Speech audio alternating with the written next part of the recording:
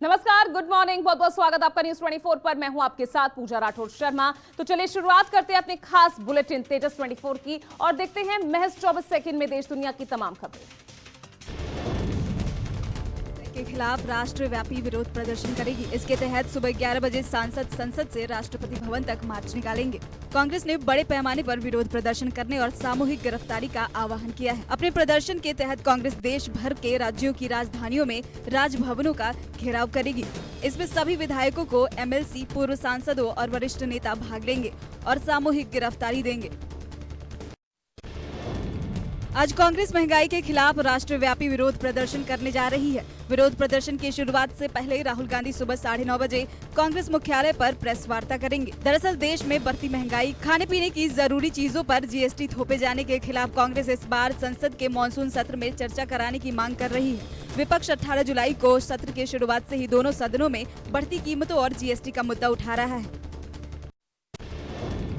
ED ने गुरुवार को यंग इंडियन के कार्यालय में छापेमारी की और नेशनल हेराल्ड मामले से जुड़े मनी लॉन्ड्रिंग मामले में कांग्रेस नेता मल्लिकार्जुन खड़गे से पूछताछ की। ईडी ने मल्लिकार्जुन से करीब 8 घंटे तक की पूछताछ की। खड़गे करीब 12:40 पर हेराल्ड हाउस में पहुंचे। खड़गे इस दौरान को रात लगभग 8:30 बजे अपने निजी स्टाफ के सदस्यों के साथ इमारत से बाहर निकले। वरिष्ठ कांग्रेस नेता खड़गे ने जाते समय कहा कि वह बयान नहीं दे सकते क्योंकि ये एक जाँच है।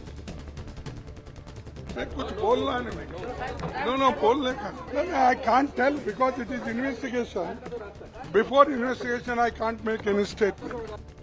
करीब 8.5 घंटे की पूछताछ के बाद मल्लिकार्जुन खड़गे हेराल्ड ऑफिस यानी यंग इंडिया का जो ऑफिस है हेराल्ड हाउस में, वहां से ईडी के अधिकारियों की पूछताछ के बाद अभी निकले हैं। निकलते हुए थके हुए लग रहे थे।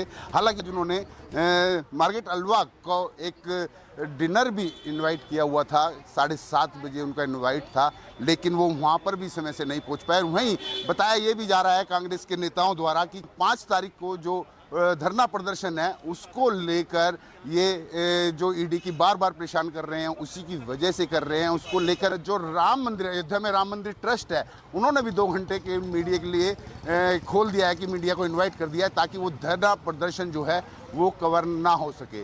हालांकि मल्लिकार्जुन खड़गे अभी निकल गए हैं, थके हुए थे, लेकिन मीडिया के किसी भी सवाल का जवाब दिए बगैर वो यहाँ से निकल गए हैं। कैमरामैन अनंग पाल के साथ विनय सिंह, न्यूज़ 24 दिल्ली। पश्चिम बंगाल की सीएम ममता बनर्जी दिल्ली दौरे पर है। आज वो राष्ट्रपति द्रौपदी मुर्मू और पीएम मोदी से मुलाकात करेंगी। बताया जा रहा है कि ममता बनर्जी पहले पीएम मोदी से मुलाकात करेंगी। दोनों नेताओं की ये मुलाकात शाम 4 बजे होगी। तो वहीं शाम 6 बजे सीएम ममता बनर्जी राष्ट्रपति द्रौपदी मुर्मू से मुलाकात करेंगी। राष्ट्रपति बनने के बाद द्रौपदी मुर्मू से ममता बनर्जी की ये पहली मुलाकात होगी। वहीं ममता शनिवार को गैर कांग्रेसी विपक्षी नेताओं से राजनीतिक मसलों पर भी चर्चा कर सकती है। उपराष्ट्रपति चुनाव पर बीजेपी आज एक बार फिर बैठक करेगी। केंद्रीय संसद कार्य मंत्री प्रहलाद जोशी ने कहा, हम उपराष्ट्रपति चुनाव के संबंध में बैठक करेंगे। उपराष्ट्रपति पद के लिए चुनाव 6 अगस्त को है। गौरतलब है कि उपराष्ट्रपति वेंकैया नायडू का कार्यकाल 10 अगस्त 2022 को समाप्त हो रहा है। एनडीए ने जगदीप धनखड़ को उपराष्ट्रपति पद का उम्मीदवार घोषित किया है, जबकि विपक्षी दलों ने मार्गरेट अल्वा को अपना उम्मीदवार घोषित किया है। आज से ईएमआई महंगी हो सकती है। इस बारे में रिजर्व बैंक बड़ा फैसला ले सकता है। दरअसल reserve bank of India monetary policy पर आज बैठक करेगा। इसमें एक बार फिर से रेपो रेट में इजाफा हो सकता है। ब्रोकरेज कंपनी यूबीएस ने कहा कि मॉनेटरी पॉलिसी की बैठक में रेपो दर में 0.25 से 0.30% तक का इजाफा हो सकता है। यूबीएस के अनुमान के मुताबिक भारतीय अर्थव्यवस्था को कई मोर्चों पर चालू खाते के घाटे में वृद्धि, पेमेंट बैलेंसिंग में गिरावट, हाई इन्फ्लेशन और रुपए में गिरावट जैसी चुनौतियों का सामना करना पड़ सकता है। मनी लॉन्ड्रिंग केस में संजय राउत पर ईडी का शिकंजा कसता जा रहा है। आज ईडी ने संजय राउत की पत्नी वर्षा राउत को पात्राचाल जमीन घोटाले में तलब किया है। वर्षा राउत के खाते में किए गए लेन देन के सामने आने के बाद ईडी ने संजय राउत की पत्नी वर्षा राउत को पूछताछ के लिए ईडी ऑफिस बुलाया है। आज पूछताछ के लिए वर्षा राउत ईडी दफ्तर में आ सकती है। ईडी आज वर्षा राउत से दादर फ्लैट और अलीबाग के प्लॉट के डील के बारे में पूछताछ कर सकती है। एमसीडी चुनाव पर सुप्रीम कोर्ट में आपकी याचिका पर आज सुनवाई होगी। दरअसल आपने राजधानी में वाड्रो के परिसीमन के आधार पर एमसीडी के चुनावों को स्थगित करने को चुनौती दी है। याचिका में कहा गया है कि तीनों एमसीडी को मिलाकर एक कर दिया गया है। अब सीटों के नए सिरे से परिसीमन के नाम पर चुनाव में देरी की जा रही है। इस आधार पर चुनाव टालना सही नहीं है। इस मामले में केंद्र ने जवाब दाखिल करने के लिए समय मांगा था। दरअसल केंद्रीय गृह मंत्रालय ने दिल्ली एमसीडी के एकीकरण के बाद वार्डों की संख्या 250 कर दी थी। पश्चिम बंगाल शिक्षक भर्ती घोटाले में गिरफ्तार पूर्व मंत्री पार्थ चैटर्जी और उनकी करीबी अर्पिता मुखर्जी को आज फिर से कोर्ट में पेश किया जाएगा। शिक्षक भर्ती घोटाले मामले में 23 अगस्त को पार्थ मुखर्जी को गिरफ्तार किया गया था। इसके बाद से अर्पिता मुखर्जी के फ्लैट से करोड़ों रुपए जब्त किए गए थे। बीते दिन दोनों को कोर्ट में पेश किया गया और ईडी के अधिकारियों ने पार्थ चैटर्जी के लिए 4 दिन और अर्पिता मुखर्जी के लिए 3 दिनों की हिरासत की मांग की है। श्री राम जन्मभूमि पर चल रहे भव्य मंदिर निर्माण को देखने के लिए मंदिर ट्रस्ट ने मीडिया को आमंत्रित किया है। 2 महीने बाद मीडिया को 5 अगस्त को यानी आज कार्यक्रम की तैयारियों को देखने के लिए बुलाया गया है। इसके जरिए ट्रस्ट मंदिर निर्माण को लेकर किए जा रहे कार्यों को दिखाना चाहता है। श्री राम जन्मभूमि तीर्थ क्षेत्र ट्रस्ट के महासचिव चंपत राय ने आज दोपहर 12 बजे मीडिया को राम मंदिर निर्माण स्थल पर बुलाया है। मीडिया के लोग अपने कैमरामैन के साथ रंग महल बैरियर या ट्रस्ट कार्यालय पहुंचकर निर्माण कार्यों की प्रगति के बारे में जान सकते हैं। देश भर में 5 अगस्त से लेकर 15 अगस्त तक सभी संरक्षित स्मारकों और पर्यटक स्थलों में एंट्री फ्री कर दी गई है। अब लोगों को स्मारकों में घूमने फिरने के लिए पैसे नहीं देने पड़ेंगे। इस संबंध में एएसआई ने आदेश जारी किया है। दरअसल भारत आजादी के अमृत महोत्सव के 75 साल मनाने जा रहा है। लिहाजा एएसआई ने 5 अगस्त से 15 अगस्त तक देश भर के लगभग 3000 से भी अधिक अपने सभी संरक्षित स्मारकों और स्थलों में पर्यटकों के लिए टिकट मुफ्त कर दी है। हरियाणा के कुरुक्षेत्र में 15 अगस्त से पहले एसटीएफ ने दहशतगर्दों की बड़ी साजिश को नाकाम कर दिया है। दहशतगर्द कुरुक्षेत्र को दहलाने की कोशिश में थे, लेकिन उनकी ये कोशिश कामयाब नहीं हो सकी। सूत्रों के मुताबिक एक संदिग्ध शख्स की निशानदेही पर एसटीएफ टीम ने बम बरामद किया है। बरामद बम पर टाइमर और विस्फोट आरटीएक्स भी लगा हुआ था। इसे बम निरोधक दस्ते की मदद से डिफ्यूज करा दिया गया। इस मामले में पंजाब के रहने वाले शमशेर सिंह को गिरफ्तार किया गया है। हरियाणा के कुरुक्षेत्र से आरडीएक्स के साथ गिरफ्तार किए गए युवक की पहचान पंजाब के तरन तारण के रहने वाले शमशेर सिंह के रूप में हुई है। हरियाणा पुलिस को शक है कि इस पूरे मामले में पाकिस्तान और विदेशों में बैठे खालिस्तान समर्थक आतंकियों और पाकिस्तान की खुफिया एजेंसी आईएसआई का कनेक्शन हो सकता है। फिलहाल गिरफ्तार शमशेर सिंह से पूछताछ की जा रही है कि क्या वो सिर्फ एक कोरियर बॉय था और क्या उसे इस डोनेटर लगे हुए आरडीएक्स की डिलीवरी दिल्ली या देश के दूसरे किसी इलाके में करनी थी। राजनीति में बढ़ते अपराधीकरण के खिलाफ 2 साल पहले सुप्रीम कोर्ट ने फैसला दिया था। इसका अनुपालन नहीं किए जाने के मामले में अवमानना याचिका दाखिल की गई है। इस पर सुप्रीम कोर्ट आज सुनवाई करेगा। अवमानना याचिका में देश के सभी राजनीतिक दलों के अध्यक्षों को पक्षकार बनाया गया है। दरअसल सुप्रीम कोर्ट ने फरवरी 2020 में सभी राजनीतिक दलों से दागी उम्मीदवारों को चुनाव का टिकट दिए जाने की वजह बताने का आदेश दिया था। सीएम नवीन पटनायक आज से 4 दिवसीय दिल्ली के दौरे पर रहेंगे और आजादी के अमृत महोत्सव के लिए राष्ट्रीय समिति की बैठक में भाग लेंगे। इसके साथ ही सीएम पटनायक नीति आयोग की 7वीं गवर्निंग काउंसिलिंग की बैठक में भी हिस्सा लेंगे। राष्ट्रीय समिति की बैठक में प्रधानमंत्री नरेंद्र मोदी, गृह मंत्री अमित शाह, विभिन्न राज्यों के मुख्यमंत्री और राज्यपाल शामिल होंगे। 8 अगस्त को सीएम नवीन पटनायक के भुवनेश्वर वापस आने की संभावना है। जम्मू कश्मीर के पुलवामा में बड़ा आतंकी हमला हुआ है। आतंकवादियों ने दक्षिण कश्मीर के गदूरा इलाके में ग्रेनेड फेंका। इस आतंकी घटना में एक मजदूर की मौत हो गई और 2 अन्य घायल हो गए। घायलों को इलाज के लिए अस्पताल में भर्ती कराया गया है। घटना के बाद इलाके की घेराबंदी कर दी गई है। जम्मू कश्मीर पुलिस आतंकियों की तलाश में जुटी है। गौरतलब है कि 5 अगस्त को जम्मू कश्मीर से धारा 370 हटाई गई थी। इसकी पहली वर्षगांठ से पहले पुलवामा में आतंकियों ने बड़े हमले को अंजाम दिया।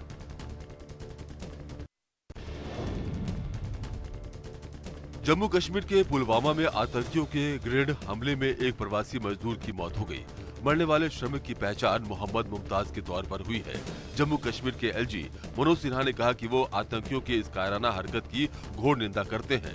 उन्होंने आतंकी हमले में मारे गए श्रमिक मोहम्मद मुमताज के परिवार के प्रति शोक संवेदना व्यक्त की और घायलों के जल्द स्वस्थ होने की कामना की। इसके साथ ही उन्होंने विश्वास दिलाया कि हमले के दोषियों के खिलाफ कड़ी कार्रवाई की जाएगी।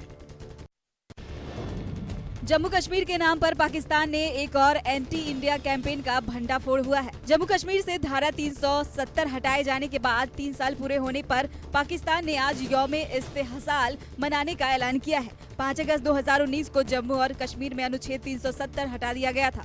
इसके बाद से पाकिस्तान हर साल इस दिन जम्मू और कश्मीर के लोगों को भड़काने के लिए यौम इस्तेहसाल के तौर पर मनाता है। इसके लिए न सिर्फ पाकिस्तान के अंदर प्रोपेगेंडा किया जा रहा है, बल्कि कई देशों में बैठे पाकिस्तान के एम्बेसडर भारत विरोधी अभियान चला रहे हैं। जम्मू कश्मीर से धारा 370 को हटाए आज पूरे 3 साल हो रहे हैं। धारा 370 को निरस्त करने की तीसरी सालगिरह के अवसर पर घाटी के अंदर हाई अलर्ट जारी है। खास तौर पर दक्षिण और मध्य कश्मीर में सिक्योरिटी ज्यादा मजबूत रखी गई है।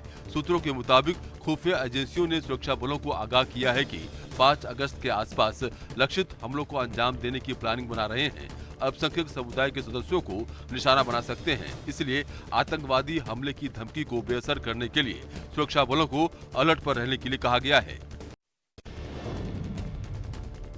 हिमाचल के बागवान आज सचिवालय के घेराव के लिए शिमला पहुंचेंगे।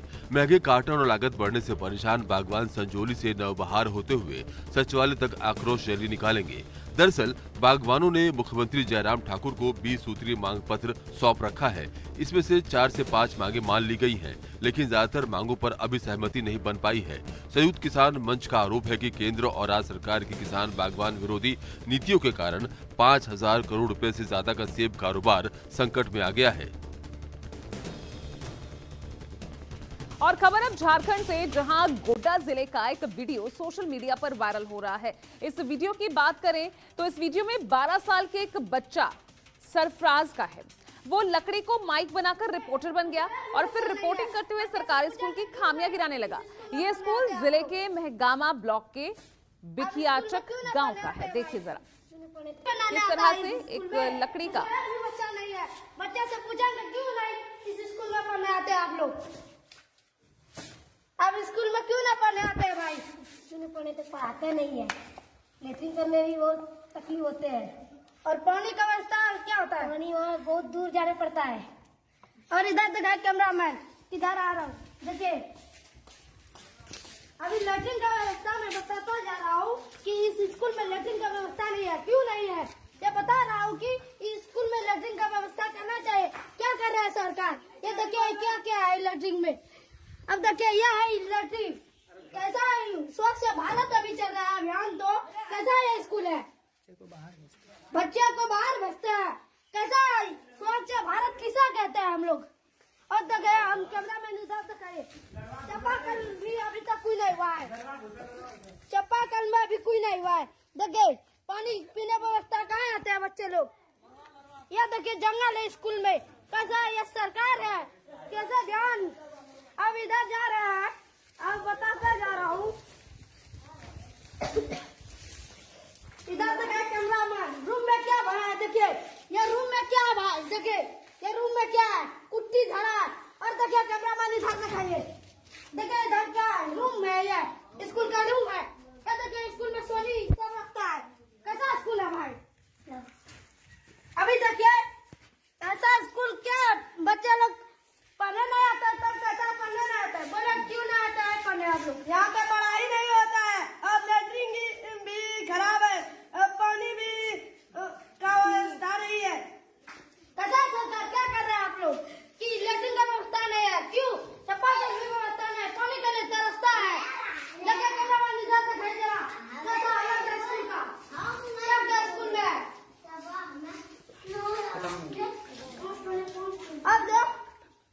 अब देख रहे हैं मेरा उजागर बेटा, मेरा नाम सरफराज खान। यहाँ मद्देनजर रखते हुए मेरे बात को, इस स्कूल को जो भी व्यवस्था करवाना है तो करवा ले। और मास्टर को भी ये कह दे कि स्कूल का भी पैसा आता है, लेकिन स्कूल का रिपेयरिंग क्यों नहीं करवाता?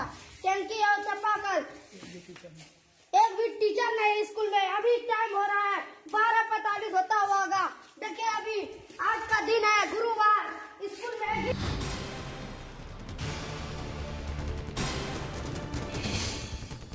नमस्कार, मैं हूं मानक गुप्ता। अगर आपको हमारा ये वीडियो पसंद आया हो तो इसे लाइक और शेयर जरूर करें। और हां, हमें सब्सक्राइब और फॉलो करना ना भूलें, ताकि आप देश और दुनिया की कोई खबर मिस ना करें। तो जुड़े रहिए हमारे साथ और देखते रहिए न्यूज़ 24।